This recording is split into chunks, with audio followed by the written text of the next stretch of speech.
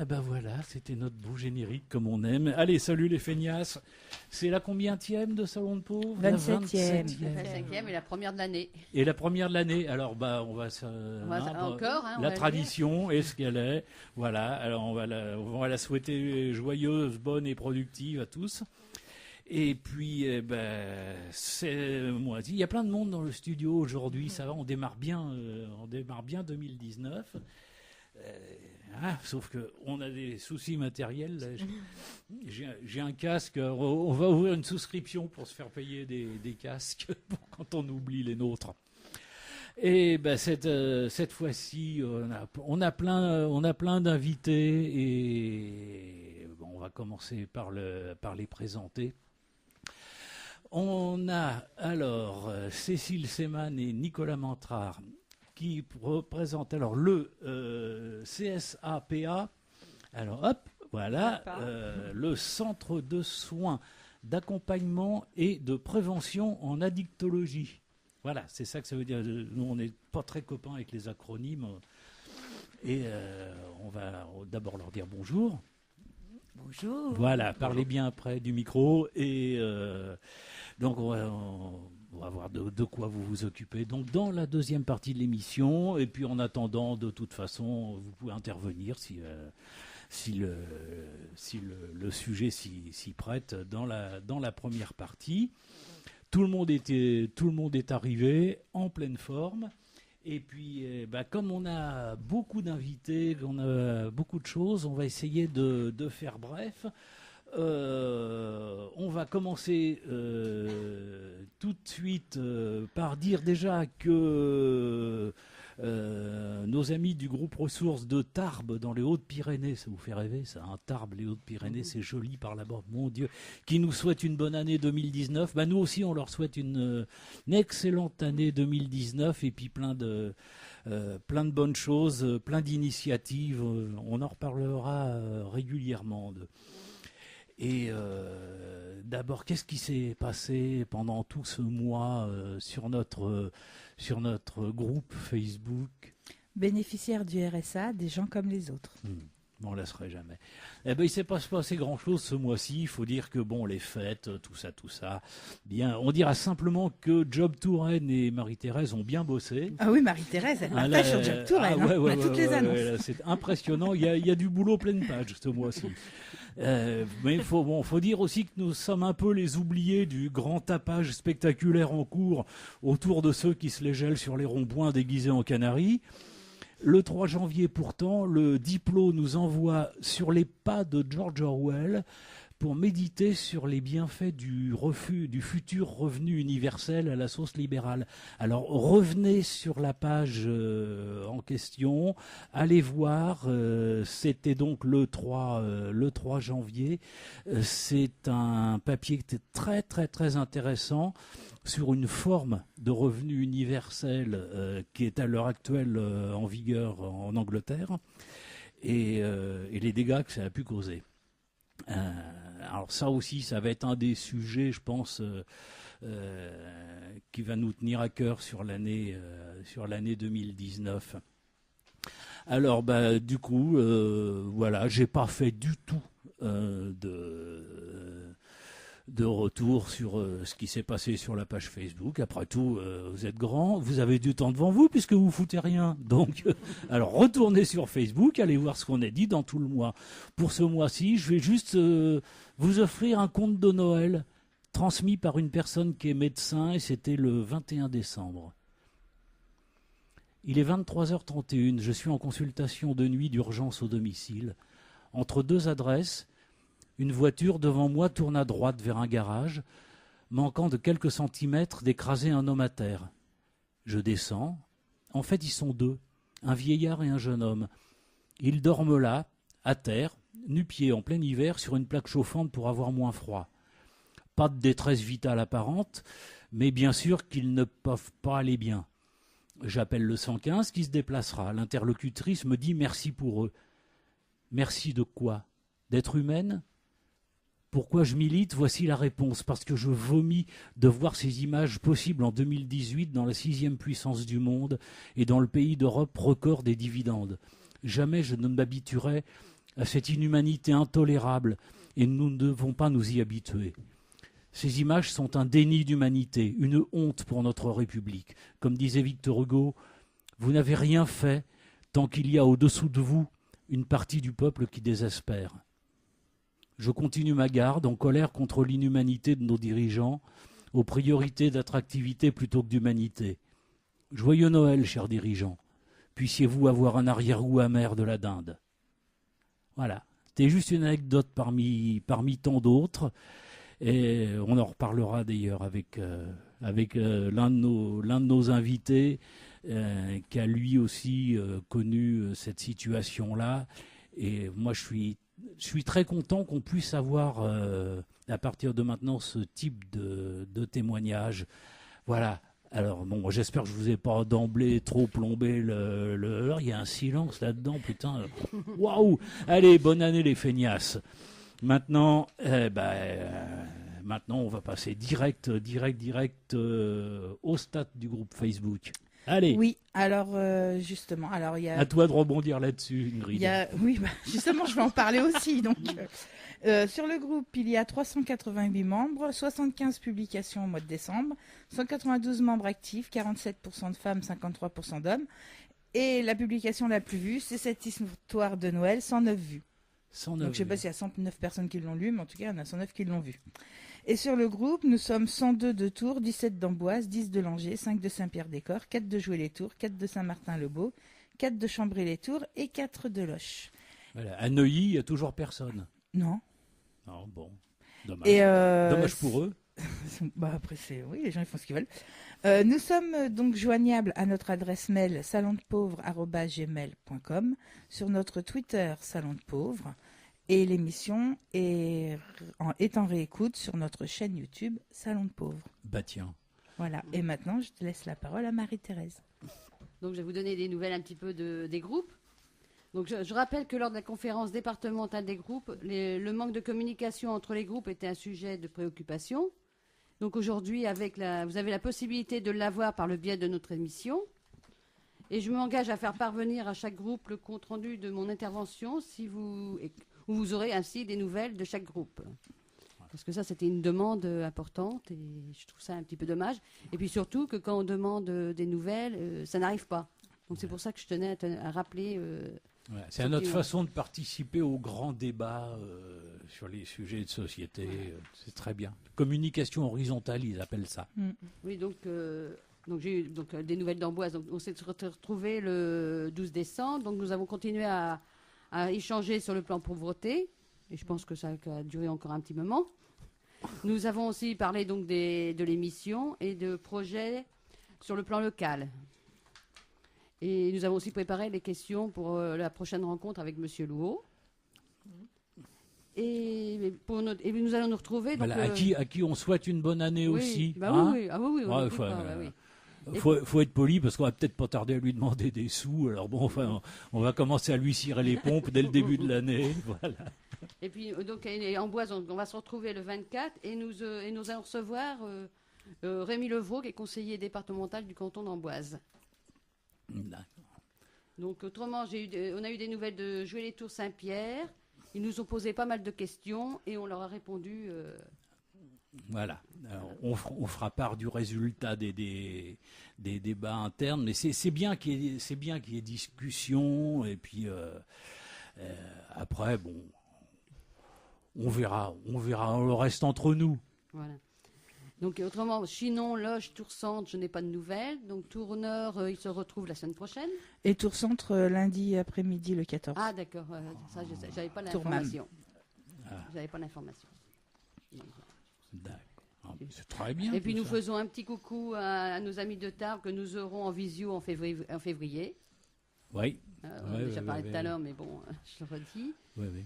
On sait qu'il y a d'autres groupes qu'on va essayer de joindre pour voir un peu ce qui se fait dans d'autres départements. Il peut y avoir des choses à dire, mais ça, bon, c'est encore un petit peu trop tôt. Voilà.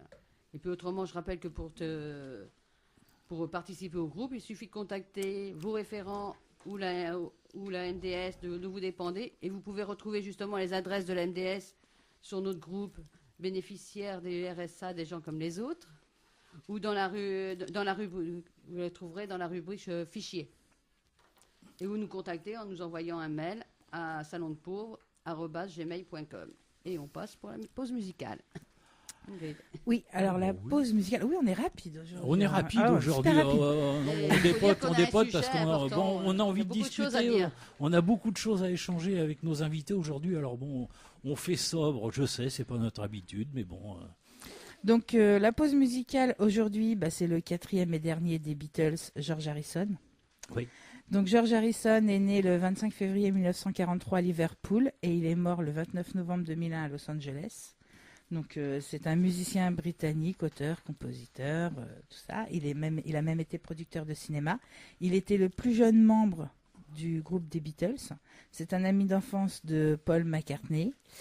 Et il se mariera 2 fois et aura un fils en seconde noces. C'est pareil, je bâcle un peu parce qu'il faut faire vite. Ouais. Et c'est un cancer de la gorge qui lui a été diagnostiqué en 97. Qui le fera mourir en 2001, où il avait été fragilisé par une tentative d'assassinat dont il avait été victime en 99 dans sa maison. Et le titre que nous allons écouter, c'est What is Life de 1971. Dès qu'on le retrouve, parce que bon, 71, ça fait un bout de temps quand même. Et George, il était bien ce garçon quand même, hein. Alors, il a fait des tas de choses bien, que ce soit avec les Beatles ou en solo d'ailleurs. Bien. Bon, deuxième partie de l'émission. Je retrouve mon souffle. Oui.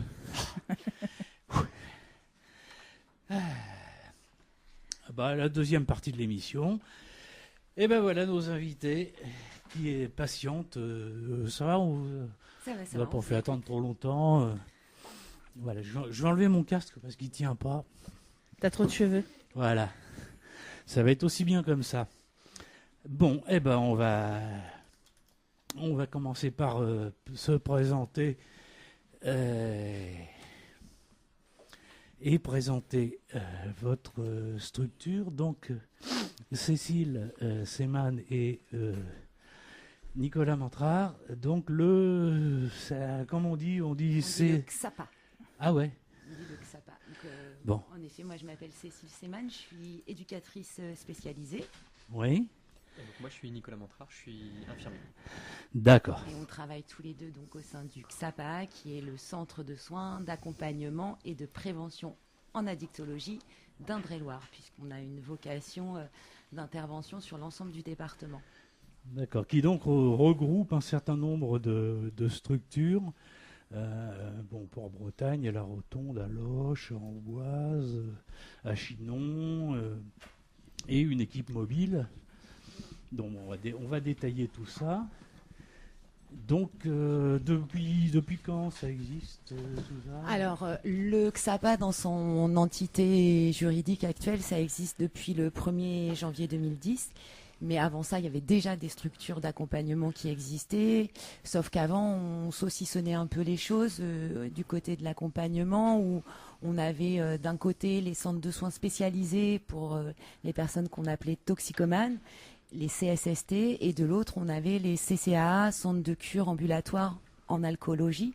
Et à partir du 1er janvier 2010, ces structures se sont réunies, ça a été dans le cadre d'un plan gouvernemental, pour créer les entités XAPA ouvertes à l'accompagnement, à la prise en charge des addictions avec ou sans substance. On parle aujourd'hui d'addiction comportementale, par exemple, c'est ce qu'on appelle également les addictions sans substance. Oui. Donc, ce que vous regroupez, c'est donc tout ce qui est sur... vous avez eu la gentillesse de nous apporter un petit livret. Ça va beaucoup nous aider. Mais à ce moment, la question qui me vient, là, mais quid des centres fixes ? Parce que là, vous parliez de centres ambulatoires, notamment en ce qui concerne l'alcool. Mais est-ce que vous travaillez avec, par exemple, comment ça s'appelle, le centre Louis Sevestre ou des centres comme ça Alors pour résumer ce que disait ma collègue, en fait le XAPA, c'est différents services implantés dans l'agglomération Tourangelle, mais aussi sur le département d'Indre-et-Loire, ce sont des services de consultation qu'on appelle ambulatoires, c'est-à-dire qu'on n'a pas de lit d'hospitalisation. Et quand c'est nécessaire, on va travailler avec des partenaires extérieurs, type Louis Sevestre ou d'autres, ou il le y en a CHU, d'autres. etc. On n'est pas limité dans le nombre de partenaires extérieurs avec lesquels on peut travailler. D'accord. Donc alors, oui, effectivement, quel public est concerné, ça on peut le cibler. Et comment on fait pour vous rencontrer autrement que de venir parler sur le micro radio? Alors, il y a plusieurs questions dans votre question là, Alain.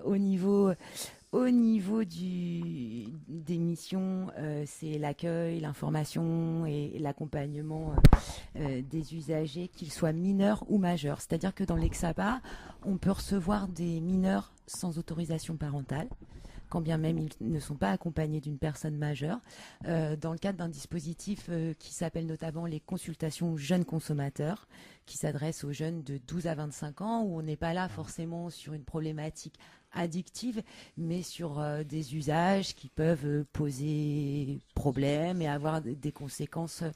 Voilà. Alors, ça, c'est important. Alors que on va donner l'adresse ou le contact ou un numéro de téléphone tout de suite. Ouais. Alors, au niveau des consultations jeunes consommateurs, vous allez en trouver sur l'ensemble des structures du XAPA, que ce soit sur Loches, Chinon ou sur Tours, sur le centre Port-Bretagne ou le centre de la Rotonde, avec des possibilités également pour les jeunes d'être reçus dans des lieux qui sont plutôt des lieux dédiés à l'adolescence, comme la Maison des Adolescents, qui est située 66 boulevard Béranger à Tours, ou l'espace Santé Jeune, qui est situé rue Michelet, au 95 rue Michelet. Merci, Mignonne. Au 95 rue Michelet à Tours. Et là, il y a des collègues du XAPA, en fait, qui se déplacent dans ces structures-là pour aller à la rencontre des jeunes consommateurs et parler avec eux de quelle fonction ça a pour eux, et puis avoir aussi des outils de ce qu'on appelle, nous, la réduction des risques, pour faire en sorte de se faire le moins mal possible, quand bien même on a des conduites du côté des usages ou de comportements d'expérimentation. Voilà, parce que ça, c'est important aussi à dire d'emblée, c'est que faut casser l'image de l'addict qui serait la caricature du zombie qui fume des pétards toute la journée ou du pochetron de service. Non, l'addict, c'est aussi le gamer. Faut pas oublier ça. C'est peut-être assez difficile d'ailleurs pour un ado ou un pré-ado même qui passe toutes ses journées. Je dis ça là maintenant parce que je pense à 2 ou 3 personnes précises que je connais dans la vraie vie et qui effectivement, quand on voit un gamin qui a 14-15 ans et qui est déscolarisé pour des tas de questions et qui passe toutes ses journées et quasiment toutes ses nuits devant son ordi à jouer à des trucs, je sais pas, on ne les connaît pas ces trucs-là, qui sort plus de sa chambre, etc. Ça pose question déjà parce que l'ado, il viendra pas chez vous d'emblée. Alors ça pose question effectivement parce que c'est intéressant ce que vous dites aussi. Comment on fait, fait, pas quoi. tant la substance ou le comportement qui va être problématique, mais vraiment l'usage que la personne va en avoir ou la relation qu'il va avoir ou l'investissement massif qu'il va avoir de cet usage-là. Comment on fait généralement nous on est un centre ressources aussi, c'est-à-dire que on peut aussi répondre à des questions par téléphone. Vous trouverez nos coordonnées assez facilement. On peut justement un peu aiguiller les gens sur vers où aller, vers qui parler, etc. Après, il y a des relais généralement de proximité aussi, quand ça peut être, alors là vous parlez de quelqu'un qui est déscolarisé, mais souvent il y a quand même les infirmières scolaires aussi qui sont dans la boucle, il y a des gens à un moment donné qui vont s'inquiéter. Nous on est souvent un peu le dernier rempart, si vous voulez, on est ceux qui arrivent quand finalement toutes les solutions de proximité et les solutions accessibles directement ont été testées. Et puis dans certaines situations, c'est vrai que de plus en plus, on essaie de développer ça en addicto. Pendant très longtemps, on a attendu que les gens viennent à nous, en se disant que ça faisait partie de la démarche de soins. Et on sait bien que c'est pas si simple que ça, et que ce qui se développe aussi, et je pense que prise de conscience des professionnels aussi, et des structures en addicto évoluent de ce côté-là. Et on a d'ailleurs développé une équipe mobile au sein du XAPA, alors qui a plutôt pour mission d'aller à la rencontre des usagers qui sont isolés en zone rurale, parce qu'on sait bien que sur le nord du département, par exemple, en termes de structure et de relais, c'est très très compliqué pour les usagers. Mais on voit bien que des fois, les freins à l'accès aux soins, ils sont pas que du côté de la mobilité d'un point de vue géographique, mais que les freins, ils sont aussi dans la tête, et que d'aller à la rencontre des gens, voilà, dans leur environnement de vie, ça peut être un outil complémentaire quand des fois on n'ose pas aller vers ce type de structure. C'est favoriser une première rencontre qui va permettre après d'aller vers ce type de structure et à la rencontre de certains professionnels. Et ça, c'est assez récent, enfin quand même, en tout cas sur le XAPA 37, ça fait 2 ans qu'on a développé cette équipe mobile, mais nos collègues de la CJC, de la consultation jeunes consommateurs, développent aussi des outils en fait un peu différents de ce qu'on avait l'habitude de faire, où ils vont de plus en plus à la rencontre sur des lieux voilà, où les jeunes sont, quoi. Ça peut être un CFA, ça peut être une rencontre à la maison des ados, ça peut être au foyer de jeunes travailleurs. Enfin voilà, il y a des rencontres qui peuvent se faire en dehors des structures de soins identifiées comme telles.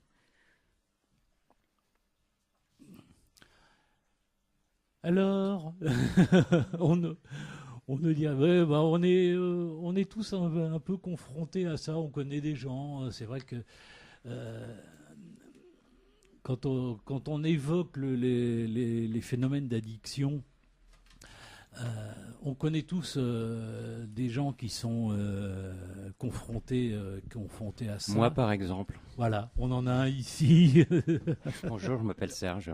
Voilà, salut Serge. Et merci d'être venu devant les micros, parce que c'est pas facile. Non, c'est vrai que c'est pas facile, parce que c'est encore une maladie taboue. Moi, c'était l'addiction à l'alcool, et une très très très grosse addiction à l'alcool, qui m'a conduit aussi à être SDF, c'est-à-dire plus être personne. J'étais plus moi-même, je m'appelais plus Serge, j'étais un kidam quelconque, un bipède,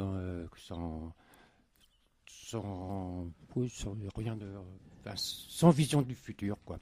Jusqu'au moment où il a bien fallu quand même se rendre à l'évidence qu'on est prisonnier comme une pieuvre. L'alcool, c'est la drogue, je pense, une des plus dures, parce qu'elle est en vente libre, évidemment, on la voit partout, c'est facile, tout, jour comme nuit. Donc c'est très facile de tomber dans ce piège, et ce piège est très très très dangereux et très difficile de s'en sortir. Ça vous réveille la nuit, c'est un démon qui est là, et qu'on se dit toujours, ben non, demain j'arrête, demain on continue, et ainsi de suite. Et prendre la décision de s'en sortir, de se faire soigner, ça prend quelques temps. Et c'est pour ça que je mets en garde tous ces jeunes qui aujourd'hui se disent, oh, on se fait un petit coup d'arrache, on se met à l'arrache un soir, et puis bon, demain on n'y pense plus. Sauf que c'est tellement sournois cette maladie qu'il faut faire très attention. Se mettre l'arrache comme mon fils font maintenant, et demain ce sera plus l'arrache, ce sera la galère. Donc faites attention. Voilà, c'est tout ça que je voulais dire, simplement un petit témoignage. Par rapport à l'alcool, bon, ce qui est aussi, parce que c'est vrai que c'est difficile d'en parler, parce que c'est encore péjoratif, il y a des tabous. Le poivreau, c'est quoi? C'est le malade alcoolique. C'est souvent considéré comme le poivreau, celui qui est un cas social, qui est moins que rien, qui est souvent intellectuellement diminué. Et on ne parle pas de l'alcoolisme mondain. Il y a aussi, parce que moi j'ai connu en cure des médecins, des chirurgiens qui sont aussi malades de l'alcool. Il n'y a pas que le poivreau qui fait la manche dans le coin de la rue. Ça touche tout le monde. Et voilà, c'est tout ce que je voulais dire. On peut en parler aussi sur l'alcool, parce que c'est un phénomène de société qu'il faudrait approfondir. Il faudrait une émission, il faudrait des heures pour en parler, quoi. Il faudrait plusieurs émissions, parce que tu développes plein de thèmes. Et c'est pour ça qu'aussi je voudrais remercier le XAPA, parce que moi j'ai eu la décision de faire une cure, parce que si j'avais pas fait cette cure, je pense qu'aujourd'hui je serais pas là pour en parler, parce que j'étais vraiment dans ce qu'on appelle la déchéance complète. Et suite à ma cure, j'ai quand même le XAPA qui m'a aidé. Et puis voilà, je pense qu'il faut surtout ne pas hésiter à ouvrir les portes, ne pas se culpabiliser, parce qu'on se culpabilise toujours quand on est addict, que ce soit à l'alcool ou à autre chose. On a peur de le dire, on a peur d'ouvrir les portes. Mais n'hésitez pas, ouvrez les portes avant qu'il soit trop tard. Voilà. Alors l'alcool, c'est le premier thème. Bon, je pense qu'on développera ensemble les autres dans cette émission et dans les suivantes d'ailleurs, parce que bon, ça développe toute la vie. Il y a la rue, il y a plein d'autres choses à dire. Mais Guylaine voulait intervenir. Oui, je voulais intervenir pour dire quelques mots justement sur cette dépendance à l'alcool et aux dégâts qu'elle cause. On compte environ entre 40 000 et 50 000 personnes qui meurent par an du fait de l'addiction à l'alcool. Et on a des dégâts considérables qui sont causés, bon, évidemment, aussi à la santé des gens, vu les difficultés d'ordre médical, psychologique et social que subissent les personnes qui sont addictes à l'alcool. Le coût sanitaire s'élèverait entre 10 et 20 milliards d'euros par an. Les coûts sociaux, n'en parlons pas, la violence, la maltraitance, les conflits familiaux, le suicide et les accidents de la route. Il faut savoir que en 2016, par exemple, il y a 1009 personnes qui ont été tuées du fait d'accidents dus à l'alcool, 3500 blessés. 9 accidents sur 10 de la route qui sont mortels sont dus à l'alcool. Ce sont la plus souvent 9 fois sur 10 des hommes qui sont au volant. Et ce qu'il faut savoir aussi, c'est que parmi les causes de mort des jeunes, 1 sur 4 survient à cause de l'alcool. Et c'est la première cause d'hospitalisation en France pour les jeunes notamment. Donc c'est vraiment un problème de santé publique particulièrement important. Je voulais ajouter qu'il y a eu une loi en 1991, la loi Evin, qui a mis en place une lutte contre de prévention des addictologies, notamment contre le tabac et l'alcool, et en particulier concernant l'interdiction de la publicité de l'alcool. Et ce que l'on constate actuellement, c'est une loi de 1991, c'est que peu à peu, les industriels fabricants d'alcool ont peu à peu détricoté cette loi et qu'on voit maintenant partout des publicités sur Internet, à la télévision, dans les médias. Je n'en veux pour preuve que sur France 2, une émission 1 minute, un vignoble qui passe après le JT de 20h, par exemple, pour faire de la publicité. Donc bien sûr, c'est culturel, le vignoble chez nous, etc. Mais ça n'est pas anodin. C'est viticulturel. Voilà, c'est viticulturel. Et puis, il faut aussi dire que les lobbies donc, liés aux fabricants d'alcool sont particulièrement puissants. On peut en parler notamment en ce qui concerne l'article 62 de la loi dite Macron, qui portait sur des questions économiques et qui, en fait, a permis cet article de mettre en vigueur une distinction entre information et publicité. Information sur le produit alcool et publicité sur le produit alcool. C'est assez sournois, c'est assez sibyllin. On peut dire c'est de l'info, mais en fait c'est de la pub.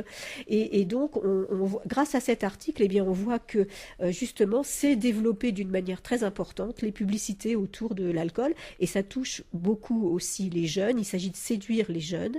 Et on a aussi un lobbyiste de Vin et Société, hein, une entreprise qui représente les fabricants d'alcool et qui est très présente notamment auprès de l'Élysée, etc. Et il participe même à la prévention contre l'alcoolisme. Vous imaginez le poids que représentent justement ces lobbies, parce qu'on ne voit pas très bien quelqu'un qui vend de l'alcool dire on va participer contre l'alcoolisme, alors qu'en fait on veut en vendre, on ne souhaite pas limiter la consommation d'alcool. Donc c'est vraiment un problème de société très profond et culturellement dans notre pays quelque chose qui mérite vraiment d'être pris en compte. Je redonne la parole, Serge, pour ton témoignage.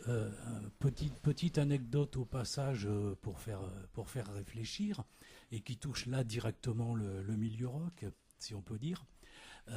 C'est les tentatives dont certaines ont été couronnées de succès du lobby alcoolique pour arriver à contourner la loi en sponsorisant des entreprises, des concerts, des festivals, en fournissant des boissons, voire même en fournissant un spectacle clé en main. Ça s'appelle le Podium Ricard, publicité non payée, c'est pas la peine d'envoyer des bouteilles, les mecs de chez Ricard.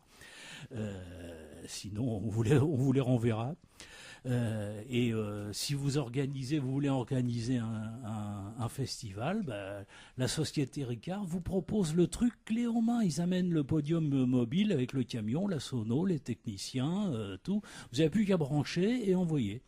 Et voilà, et tout ça avec évidemment de la pub pour chez eux, gros comme ça. Les cigarettiers font la même chose.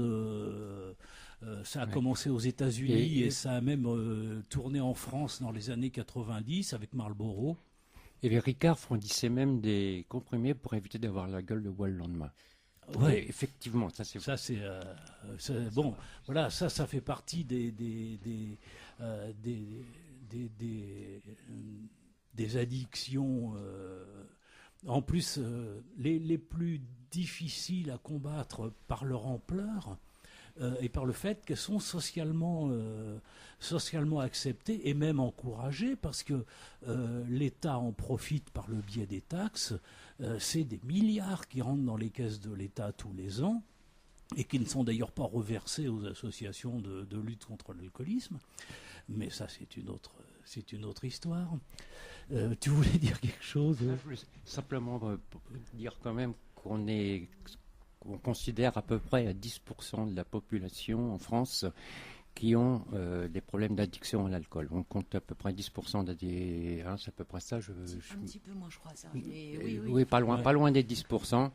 Et puis savoir qu'il n'y a pas de médicaments de substitution à l'alcool. Quand on est malade alcoolique, il n'y a qu'une seule façon de se guérir, c'est l'abstinence. C'est-à-dire, il n'y a pas vraiment de palliatif.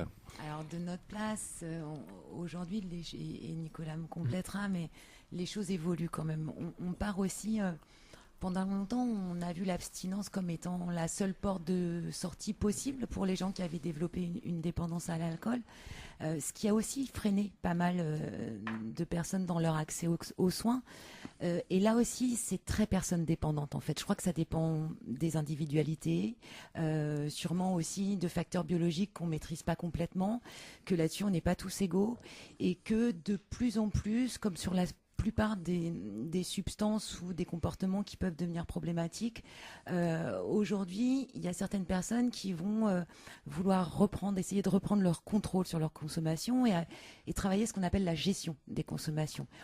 Et pour certains, l'abstinence sera une solution, et pour d'autres, une reprise des contrôles des consommations sera quelque chose d'envisageable et qui permettra de nouveau retrouver des marques et de pouvoir consommer comme tout le monde. Du lien social. Parce qu'il y a aussi cette réalité-là. Je crois, Serge, alors peut-être, mais c'est votre parcours et je ne remets pas du tout. Voilà, on peut. Non, nous, en tant que professeur. Par constat, dans tous les amis que j'ai vus en cure et tout ça, ceux qui ont réessayé, ils ne sont pas parvenus à avoir une consommation normale, quoi, on va dire. Voilà. Ils ont tous rechuté, ceux que j'ai connus. Mais après, oui, peut-être que... Ce qui est essentiel aussi dans ce que dit Cécile, c'est que nous, professionnels de soins, on ne veut rien non plus à la place des gens. C'est-à-dire qu'on ne va pas être des intégristes c'est l'abstinence qui va être la seule voie, ou c'est la gestion, ou c'est passer par une voie médicamenteuse, ou etc. C'est-à-dire qu'on va forcément partir de la demande de l'usager et ce sur quoi il est prêt aussi à élaborer comme objectif. C'est-à-dire que moi, je veux rien à la place de la personne qui vient en face de moi, je veux juste l'accompagner vers ce vers quoi lui aussi veut aller. Après, si effectivement la personne veut aller vers une gestion, mais que moi, d'un point de vue soignant, ça va être compliqué, pourquoi pas. Mais c'est son expérience qu'il va devoir mener. Peut-être, et c'est pas parce qu'à un moment donné, on dit tiens, finalement, je vais aller vers l'abstinence, puis on s'aperçoit que la vie sans l'alcool ou sans le produit en question est trop compliquée. Finalement, une gestion à minima est peut-être plus. Alors, je parle pas d'un côté sanitaire, mais vraiment rend la vie quand même assez supportable et permet aussi de fonctionner. Pourquoi pas? Je suis capable de l'entendre. On est capable quand même d'entendre tous les choix des gens. Et en aucun cas, on les poussera dans une direction qui n'est pas celle qu'ils ont choisie. Moi, je vais prendre mon cas. Moi, j'ai choisi l'abstinence. Et après, moi, je me suis posé la question, justement, sur l'abstinence. Je veux une abstinence, mais une abstinence heureuse. C'est-à-dire que ce ne soit pas aussi un sacerdoce, que ce soit pas aussi une contrainte comme l'alcool, que l'abstinence soit pas une contrainte. Alors c'est pour ça que quand j'ai fait ma cure, je suis pas sorti à la date prévue, j'ai voulu mettre en place une sortie et des activités, des associations, etc. De dire, bon, je sors, mais qu'est-ce que je vais faire en sortant? Consolider le c'est ce qu'il quotidien. faut faire. C'est consolider le quotidien pour que finalement, Voilà. la place que l'alcool Parce que avait pris, l'alcool, de que le toute façon, produit- on peut pas passer outre. On va faire des courses, il y a dans les supermarchés, il y a des rayons d'alcool. On ne faut pas s'interdire d'aller boire un café ou d'aller acheter des... On a ceux qui fument, on passe dans les cafés. L'alcool, on l'a autour de soi en permanence. Donc, on ne peut pas... Ça, je suis tout à fait passer d'accord avec vous. Donc, il faut mettre en place une vie autrement. Et puis, C'est aussi voilà. ce qu'on travaille avec nos usagers. C'est-à-dire que c'est bien, effectivement, pourquoi pas, de modifier son comportement, de modifier la relation qu'on peut avoir à un comportement addictif ou une substance addictive. Mais si c'est pour remplacer par du rien, c'est quelque chose qui n'est pas durable. Donc, vraiment, dans l'accompagnement que nous, on peut proposer, c'est justement de réinvestir certains champs qui ont été délaissés jusqu'à présent. Alors, ça peut être le champ professionnel, ça peut être le champ associatif, occupationnel, enfin, tout ce qu'on peut imaginer. C'est là que je disais ça. C'est là où je vous rejoins aussi, c'est-à-dire que vraiment on va optimiser tout ça, parce que se focaliser sur la substance, ça va être une solution à court terme qui va marcher les 10, 15 jours, un mois, 2 mois, puis finalement après les gens vont revenir en disant, avec, comme vous disiez aussi, la culpabilité aussi de ne pas y arriver, mais effectivement, quelle autre alternative ils ont que de reconsommer, puisque ça laisse une place à un grand vide. Et donc nous, on est là aussi pour que les gens, enfin la plupart des usagers qu'on voit, ils n'ont pas toujours vécu avec la substance, toujours vécu avec le comportement. Le comportement, il est venu à un moment donné, ou la substance est venue à un moment donné aussi pour garder un certain équilibre, et puis parfois aussi pour survivre. Et que si on enlève ça, c'est aussi tout un équilibre, on remet tout en question dans l'équilibre qui était à nouveau trouvé avec un produit. Et qu'il y a beaucoup de choses, comme vous le disiez tous les deux, à travailler du côté du contexte de vie et de l'amélioration de la qualité de vie d'une façon générale. Et ça peut passer par, comme vous le disiez, Serge, des activités, retrouver du lien social, qui peuvent être autre chose que le travail, parce qu'on sait tous ici que le lien social passe forcément ça tombe que bien par parce le travail. On fait partie des gens, justement, le travail, c'est pas forcément J'avais bien compris, c'est pour ça que je me première porte de permettais. sortie à laquelle on pense. Mais effectivement, même si faut peut-être le répéter à l'antenne, c'est qu'on n'est pas là pour donner des conseils à qui que ce soit. Vous êtes grand, si ce n'est le fait de déconseiller l'automédication et les recettes miracles qu'on peut voir un peu partout fleurir sur Internet. Par exemple, le baclofène, ça a pu marcher pour un certain nombre de gens et marcher très bien dans certains cas, mais toute forme d'addiction est d'abord personnelle, c'est-à-dire il n'y a pas de cas semblables, même si il y a des grandes directions, il y a des comportements collectifs certains sont même préoccupants d'ailleurs, parce que sur l'alcool, il y a ce qu'on appelle maintenant les nouvelles méthodes d'addiction, c'est-à-dire qu'en fait, plutôt que de plonger progressivement dans l'imprégnation éthylique chronique, non, maintenant on se met minable le plus vite et le plus fort possible. Ça, c'est des comportements. Mais l'alcool, c'est considéré aussi comme une dope conviviale, collective. C'est une fonction sociale, bien sûr. spécialement ce qu'on appelle l'alcool mondain, évidemment. On va se murger dans des fêtes où on est bien parce qu'on est bien ensemble, alors que d'autres addictions, comme l'héros particulièrement, ou les jeux, aussi, au contraire, t'enferme dans ta bulle, où tu n'as plus de lien social du tout, même un lien social qui est complètement artificiel, comme celui de l'alcool, de la cuite collective à l'ancienne. Et donc, il n'y a pas de traitement miracle, évidemment. Bien sûr qu'il y a une constante, c'est la volonté. Effectivement, si la volonté elle n'est pas là, de toute façon, rien ne marchera. Mais effectivement, ce qui est bon pour toi, ce qui a pu marcher pour toi, va foirer complètement pour ton voisin. Tu vois. Bon, comme je dis, on connaît tous des gens qui sont confrontés à ce problème-là d'une manière ou d'une autre. Et effectivement, donc on essaye de trouver comme on peut des solutions. C'est pas évident. Et à ce moment-là, et juste pour compléter ce que vous dites, Alain, enfin, c'est vrai qu'il y a pas mal de gens qui viennent vers les structures de soins, alors comme le XAPA, mais ça peut être aussi un lien avec un médecin généraliste de confiance, ça peut être des centres, des SSR, centres de soins de suite et de réadaptation. Médecin généraliste de confiance, c'est un pléonasme. Je dis bien normalement. Oui, c'est ça, c'était parfois bien de c'est bien de le préciser, mais en tout cas, voilà, un professionnel de santé vers lequel on se sent capable d'aborder cette question-là. Voilà, le médecin généraliste peut être un premier interlocuteur. Nous, souvent, on est une deuxième ligne. Et puis, ne pas oublier aussi qu'il y a plein de gens qui, à un moment donné, ont été dans un usage qui devenait problématique, voire dans une addiction sévère, et qui, pour autant, s'en sortent par eux-mêmes. Voilà, c'est le cas de nombreux fumeurs de tabac qui ont consommé à un moment donné et qui, pour autant, ne vont pas avoir à se rapprocher de dispositifs spécialisés pour pouvoir modifier leur comportement. On le sait tous, on en a plein autour de nous, des exemples comme ça. Donc voilà, pas parce que alors les structures de soins peuvent être un outil, mais sont pas la solution. Je me permets juste parce que tout à l'heure on avait commencé à aborder la question des modalités d'accès et par rapport à ce que Serge disait tout à l'heure sur le fait de dire bah voilà, c'est pas évident de pousser la porte et voilà, c'est important d'oser le faire. Juste redire que les XAPA sont des structures gratuites, anonymes et confidentielles. Et je pense que là aussi, dans l'idée qu'on peut avoir des fois et les appréhensions qu'on peut avoir à aller rencontrer des professionnels au sein de ces structures, c'est une information. Ce qui est important à signaler là, c'est que vous avez des structures qui sont ouvertes à des gens qui ne sont pas eux-mêmes addicts, mais qui font partie de l'entourage, ce qu'on appelle les aidants ou la famille ou les proches. Les conjoints, les proches, etc. Donc, comment on fait pour s'adresser à vous si on a besoin d'un coup de main, d'un conseil, dire comment je fais? Alors, pour ça, je peux vous parler de la pratique du service de Port-Bretagne. Donc, voilà, vous constatez que dans votre entourage, vous avez un proche que vous estimez être en difficulté avec une substance, un comportement, et vous ne vous sentez pas forcément très outillé ou très légitime pour pouvoir...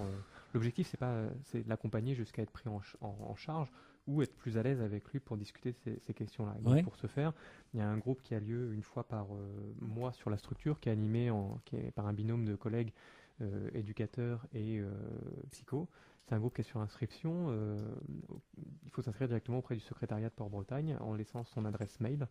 Et la psycho renvoie, un des deux collègues renvoie un mail d'invitation avec les horaires, etc. Okay. Et donc, vous avez un numéro de téléphone? Oui, le 02 47 47 91 91. Voilà, on le remettra sur notre groupe Facebook.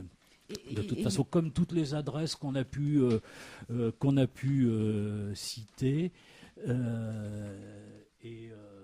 Oui, voilà. Alors, j'étais en train de regarder aussi votre petit fascicule, le livret d'accueil, qui est très bien, qui relate des numéros utiles que, on va pas vous donner toute la liste à l'antenne, ce serait un peu rasoir, mais ça aussi, on va le relayer sur Facebook, et qui renvoie aussi au www.chu-tour.fr. Peut-être pour avoir des renseignements sur les différentes antennes, les différents moyens de vous joindre. Alors même si vous n'êtes pas concerné vous-même ou que vous êtes à jeun ce jour-là et puis que vous pouvez le faire, n'hésitez pas. Voilà, vous pouvez, on peut vous joindre. Nicolas parlait des actions collectives qui sont menées en direction de l'entourage. Il y a aussi la possibilité d'être reçu en individuel. Enfin, c'est le cas aussi sur le centre de la Rotonde où ils accompagnent également l'entourage de vie des usagers qui sont ou non suivis dans l'une ou l'autre des structures. Et un dernier petit détail avant qu'on... Sandrine avait quelque chose à dire. Oui, non, C'était par rapport aux numéros utiles, les 0800, là justement, qui sont notés sur votre fascicule par rapport à drogue info service, alcool info service, joueurs info service et écoute cannabis. Ils sont gérés après, les appels vous reviennent C'est une gestion qui est nationale. C'est là où je voulais en venir justement les petits détails que je vais donner. C'est-à-dire que là, on parle beaucoup du dispositif en Indre-et-Loire, mais dans chaque département, vous avez un ou plusieurs XAPA. Et donc, pour retrouver l'ensemble des numéros utiles, adresses, etc. des XAPA, mais aussi, par exemple, des centres type Louis Sevestre, etc., il y a un site gouvernemental qui s'appelle Drogue Info Service, sur lequel il y a une petite map de la France. Et en fonction de là où vous êtes, vous pouvez cliquer et ça vous donnera les numéros de téléphone à contacter au plus proche de chez vous, avec ce que font les différents centres entre la consultation jeunes consommateurs, entre est-ce que c'est un centre qui permet d'avoir la substitution opiacée, est-ce qu'ils font une prise en charge alcool, est-ce qu'il y a de l'hospitalisation, etc., etc. D'accord. Donc si en effet un jeune ou la famille d'un jeune se pose la question sur quelle structure contacter, comment peut-elle s'y prendre? Est-ce qu'elle doit appeler ces numéros? Alors, elle peut donc soit aller sur Internet directement et soit contacter, parce que ça arrive aussi, par exemple, qu'on puisse avoir un proche qui est à l'autre bout de la France et s'inquiéter pour lui, etc. Donc, on peut très bien aussi prendre les renseignements pour lui sur là où il se situe, puis communiquer à cette personne les coordonnées utiles, ou se rapprocher aussi du centre qui est le plus proche de chez soi, pour aussi avoir un centre d'écoute et de ressources qui va un peu aiguiller sur comment faire. D'accord. C'est vrai que le sujet est vaste au niveau des addictions, parce qu'on a beaucoup parlé d'alcool, mais c'est vrai que ça ne concerne pas que l'alcool. Il y a aussi beaucoup de substances psychoactives.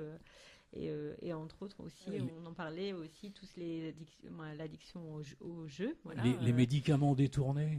Et ça c'est un fléau parce que tout le monde nous bassine avec le cannabis depuis 20 ou 30 ans, alors qu'une bonne partie de la population se shoot allègrement aux psychotropes et à des médicaments qu'on peut très facilement se procurer quand c'est pas ce que les journalistes sérieux appellent les nouvelles addictions ou les nouvelles drogues, à commencer par le gaz hilarant, le protoxyde d'azote. Il y a même une émission de télé qui a trouvé le moyen d'expliquer à tout le monde comment on se procure maintenant du protoxyde d'azote, alors qu'avant il fallait aller piquer les bonbonnes à l'hôpital. Qui savait comment faire pour accéder par derrière à Bretonneau. Enfin bon, bref. Parce que c'est on veut pas savoir. Non, mais de toute façon, c'est plus d'actualité. Maintenant, ça a été détruit. C'était pas parce que c'était des bonbonnes de gaz qui servent en anesthésie. Moi, je voulais savoir, en fait, quand on a parlé beaucoup de l'alcool, c'est ce qu'on appelle familièrement les alcooliques anonymes ou pas du tout? Ou ça n'a rien à voir? Parce qu'on dit toujours, oui, il faut aller aux alcooliques anonymes. Non, en fait, c'est pas ça. C'est deux choses différentes. Nous, on est une structure médico-sociale rattachée au CHU de Tours. Alors, on n'est pas dans les locaux ni de Bretonneau ni de Trousseau. On est des structures annexes. Port-Bretagne, c'est situé rue Richelieu à Tours-Centre. Et puis, le centre de la Rotonde, c'est situé rue Jules-Mourgault dans le quartier du Sanitas. Mais on travaille, c'est des outils complémentaires à ce qui peut être fait dans les associations qu'on appelle les associations Néphalis, qui sont les alcooliques anonymes, qui sont Vie Libre, qui sont les narcotiques anonymes. Voilà, il y en a plusieurs sur le département qui sont là des associations de bénévoles. Serge, vous me complétez si... Vous êtes Vie Libre, vous. Et voilà, et c'est des outils complémentaires à ce que nous on peut proposer, nous sur le versant professionnel, de santé, pluridisciplinaire, et puis là des actions qui sont menées par des bénévoles et des actions collectives. Oui, je voulais rajouter les associations, c'est très utile. Ça remplace pas du tout le XAPA, bien sûr, parce que c'est pas du tout médical. Non, mais après, c'est complémentaire, parce qu'il y a des personnes qui n'osent pas aller voir un médecin ou un infirmier. Mais Vie Libre, c'est aussi une association. Pas Vie Libre ou les autres, il y a les AA, etc. Mais nous sommes des malades, des anciens malades, des anciens buveurs, ou des fois pas guéris. Et on est plus à l'écoute, je pense. Enfin, on n'est pas plus à l'écoute, c'est pas ce que je veux dire. Mais c'est qu'on connaît le problème, nous, de l'intérieur. Et souvent, ils viennent nous voir, et après, on les oriente chez vous. Alors, faut dire, Serge, que tu as fait des conférences. Oui, mais avec eux. Oui, non, pas vraiment des conférences, mais des préventions dans les écoles ou même dans les usines. On a fait l'usine à Jouer-les-Tours. Parce que dans les usines aussi, les ouvriers, il y en a que ça pose des gros problèmes déjà au niveau de l'emploi aussi, au niveau de leur travail. Et voilà. Mais bon, c'est complémentaire, on va dire. Ils ont même essayé de faire une conférence au commissariat de police, mais il n'y en a pas un qui a écouté, ils étaient tous bourrés. Non, mais tout à l'heure, c'est vrai, tu parlais des choses qu'il y a par rapport à... Enfin, là, on parle surtout de l'alcool. Mais il y a une web-série aussi où il fallait faire la cuisine bourrée. Et c'est Stéphane Bern qui avait participé. Il fallait s'alcooliser, se filmer en train de faire la cuisine. Et ça s'est vite arrêté parce que de toute façon, c'est aberrant de... Ah, vous n'étiez pas au courant apparemment. Oui, Alors, moi, je découvre authentique. Les recettes pompettes de Monsieur Poulpe. Voilà, il connaît. Voilà, l'infirmier connaît. Donc Mais voilà, après ce que disait Serge aussi, c'est important, c'est-à-dire que finalement il y a tellement d'outils, tellement de professionnels ou de ressources autour de soi qu'il n'y a pas une ressource meilleure qu'une autre. Il y a simplement celle qui va convenir à une personne à un moment donné. Voilà. Et la difficulté, c'est de savoir la mobiliser et de pouvoir la mobiliser à ce moment-là. Alors que nous, on n'est pas tout. Puis de faire matcher, comme on dit maintenant, la bonne structure avec la bonne personne. C'est ça. C'est ça le plus dur. Il y a aussi la personne qui va rencontrer à l'intérieur même de la structure et le moment à laquelle il va la rencontrer. C'est-à-dire qu'on n'est pas forcément prêt à agir sur les mêmes choses à un moment donné plus qu'à un autre. On vous entend pas là, Serge. Oui, je dis bon, il y a des structures, il y en a qui vont préférer les AA, et d'autres qui vont préférer Vie Libre. C'est chacun ça. Ou qui vont trouver un peu dans les deux. Même en personnel soignant, il y a des médecins qui vont pas beaucoup mieux passer, qui vont trouver les mots, ce qu'on appelle la rencontre. Voilà, c'est ça, c'est la rencontre. Elle n'est pas prévisible à l'avance. Et je veux dire, si on trouve pas la personne adéquate du premier coup, si on pense que non, de toute façon ça sert à rien, faut pas baisser les bras, aller voir quelqu'un d'autre, peut-être une autre association, on peut peut-être trouver, toujours jamais baisser les bras. Voilà, jamais baisser les bras, effectivement, c'est une bonne conclusion pour l'émission d'aujourd'hui, parce que je vois que l'heure tourne à toute vitesse, et que Ingrid a encore son mot à dire. Ah non. Ah bon? J'ai rien à dire. Ah bon, je croyais. Non, Guylaine a nous montré pour le mois prochain. Juste, tu peux l'annoncer le mois prochain. D'accord. Oui, tu fais ça si bien. Alors, la prochaine émission, ce sera le 12 février. Et nos invités seront Paul Emploi de Chinon et... Paul comment? Non. Paul Emploi. C'est vrai qu'elle a Pas Paul. Alors Paul Emploi de Chinon. Chaume du service. Et Touraine Ouest Emploi. Et Mélissa Albert, chargée de mission relations entreprises à Job Touraine. Voilà, j'espère qu'on parlera des nouvelles mesures de contrôle des chômeurs, oui. Ça risque de... ça sera l'occasion, parce que Pôle emploi sera présent, on pourrait leur poser la question. Oui, ça pourrait être intéressant. Et puis après, on invitera des gens des impôts pour parler de l'évasion fiscale. Ça peut être bien aussi, hein. Ça peut être bien. Et puis on réinvitera Serge parce qu'on a encore plein de questions à poser, plein de sujets à aborder, et puis parler de la rue aussi, parce que moi c'est un sujet qui me... Attends, t'as pas ton micro là. Non, je voulais simplement dire au passage que la rue, c'est pas. Il y a des gens qui ont été de tout niveau, qui ont fait qui avaient des super boulots et puis qui se retrouvent dans la rue et puis c'est pas que celui qui est limité intellectuellement ou voilà. Hein, c'est pas qu'un vaurien. Hein. C'est vrai qu'il y a une vie avant la rue, puis qu'il y a une vie après aussi. Et voilà, t'en es la preuve, et ça c'est important parce que peut-être qu'il y a quelqu'un qui écoute, je sais pas, et à qui ça va donner un coup de main. Voilà, c'est toute l'utilité de l'émission. Allez, c'est l'heure. Oui, mais les SDF font pas beaucoup de radio. On remercie nos invités quand même. On remercie nos invités. Parce que t'avais oublié. Vous revenez quand vous voulez. Il y a merci. Et je voulais juste dire bonjour à mon kiné Romain qui avait promis de nous écouter. Bonjour Romain, bonne année, joyeuse Pâques et salut les feignasses, au mois prochain. Je cherchais